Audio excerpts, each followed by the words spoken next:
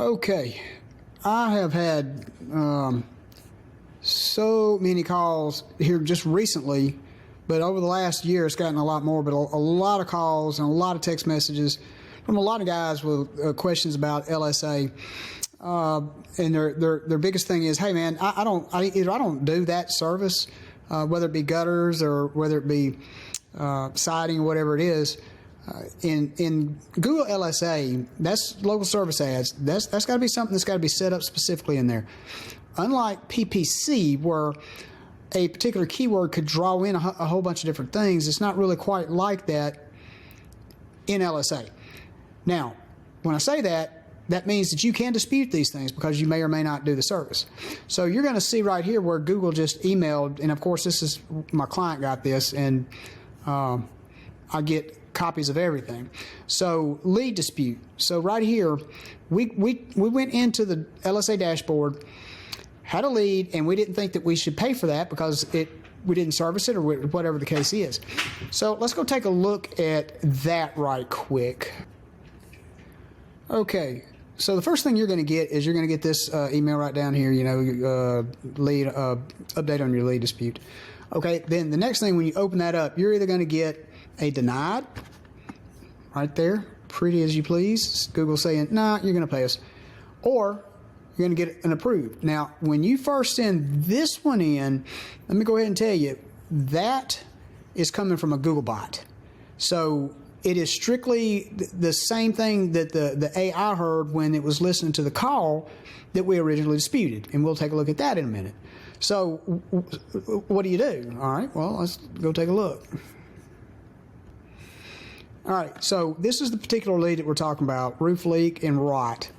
Ooh, that's a good lead. But for some reason, either there's some special flashing in there or something that we're not going to do.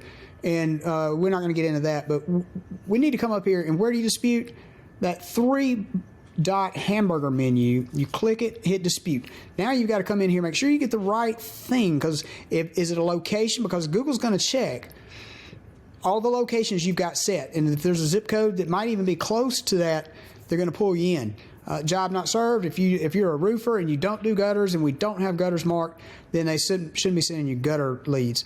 Wrong number or sales call, it's going to happen. It really doesn't happen a lot in LSA, but it does. Spam bot. Okay, it could be just humans are doing a lot of the spam, but also a lot of machines are too. So Google's going to listen to that, and the bot is going to hear a little bit something different than the human. Okay, duplicate lead. Now, this is something that is going to be really hard to define right here. The lead comes in, and you've got it in your CRM 3 days prior to this shooting of this video. All right, so duplicate lead. They call again, and they call LSA, and Google hits you. You need to make sure that you keep your emails. Don't just delete everything. Trash it for sure, but just make sure that you keep it, because you're going to need these screenshots, just like you do with a review, to get it back. You're going to need screenshots for a lot of these things with Google. So we dispute here. We're either going to get this right here, which Google loves to give, but now Google will be liberal in giving this money back if you can show them where you didn't service that lead. Now here's the thing. Let me wrap this up with, all right, there's your approved one. The main thing you got to remember, because this is the one thing that everybody hits me with, and then I take a look, I listen to the call, I look at the transcript of the call, and they ask for something. You cannot ask for anything from these people if it is a potential lead. If you do not want to pay Google, if you ask for a name, an address, anything, even if the sun is shining over at their house, I'm telling you, if Google hears a yes in there somewhere, they're going to hit you with it. So if you do not want to have to service that job, and you know that you won't service it, as soon as you pick that phone up for that client, immediately start backing out of the call. Get out of it. Say, we don't. That's a service that we don't handle.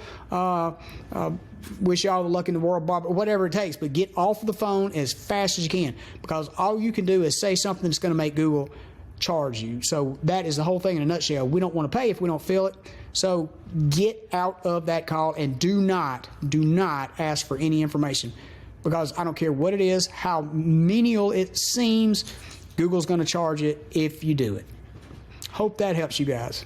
So I almost forgot. I got a little freebie in here for you. Could save you a ton of pain and agony. Hope you would never do this, but if you receive one of these things right here, and it comes from Google, says you've received an ownership request, make sure you know who this person is that you're giving access to your Google business profile to. Because if not, when you hit that respond and you hit OK, it's done. They own it. They can take it from you. They can lock you out. I've seen it happen. And there's only one way to protect yourself from this, and that is do not touch it.